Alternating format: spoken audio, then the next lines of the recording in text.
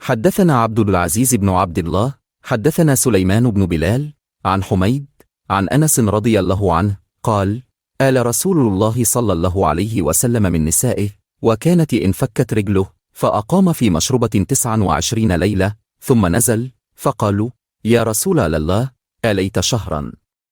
فقال: إن الشهر يكون 29.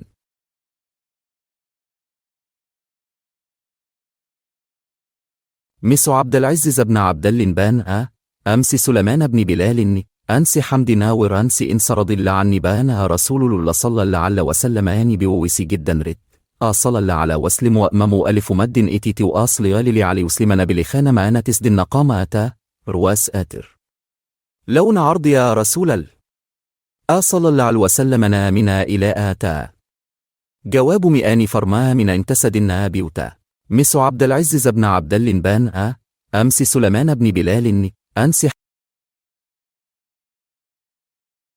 narrated Anas, Allah's apostle vowed to keep aloof from his wives for 1 month, and he had dislocation of his leg. So he stayed in it for 29 nights and then came down. Some people said, O Allah's apostle, you vowed to stay aloof for 1 month. He replied, the month is of 29 days.